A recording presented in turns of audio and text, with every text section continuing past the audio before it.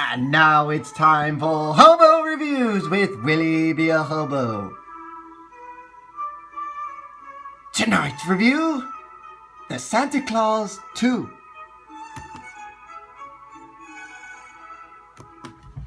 Oh my God, this is the best movie I've ever seen in my whole life!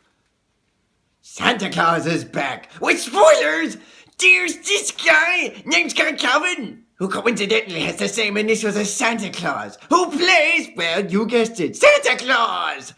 Only in this one, because I know you've probably seen the review of the Santa Claus from the Commander, hence I'm not doing the first one, is starting to lose his powers because, well, he needs a Mrs. Claus, hence the Mrs. Claus. Get it? Come on, Mrs. Claus, you know the clause for lawyers stuff. Come on, I'm a hobo and I know that crap. So then, Kris Kringle, no, not Kris Kringle, Scott Calvin decided to get a Mrs. Claus. Problem is, he is divorced. Which is actually a good thing because then he can start dating people. Hell, he even dated Molly Shannon's character at one point. Although that did not quite work out because, well, you know how Molly Shannon works out. So then he discovers the principal of his Charlie's school. And what an awkward moment that is. Those two.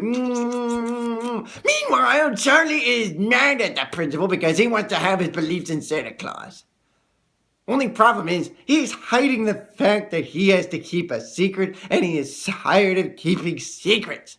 Because secrets are supposed to be kept secretly, and secretly he doesn't want to have this burden on him for the rest of his life. So then, he has an argument with his dad, he finds this an awkward moment that he's dating his principal, all that kind of stuff, blah blah blah blah blah blah blah blah blah blah blah blah blah blah blah, yada yada yada. And so then, he tells his little sister, yes, they do have a little sister.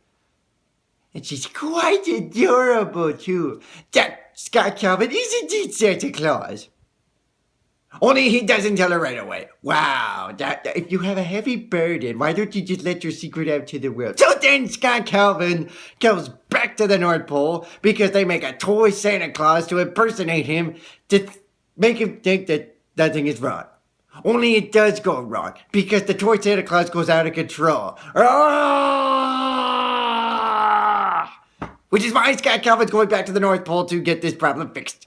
Which he ultimately does, after getting tied and gift wrapped. So then Mrs. Claus and Charlie come in, because, well, Charlie lost a tooth. And if you lose a tooth, the tooth fairy comes. And the tooth fairy can fly. Hence he flew Charlie and the principal to the North Pole, and then they live happily ever after. Except that's not the end of the movie. Why would I fool you into that? So, the principal marries Scott Calvin, and she becomes Mrs. Claus. Hence, Scott Calvin gets his Santa Claus powers back. And so, Santa Claus gives toys to all the good little boys and girls, and even stops by his daughter-in-law. You remember the little tyke that I talked about, the cutie?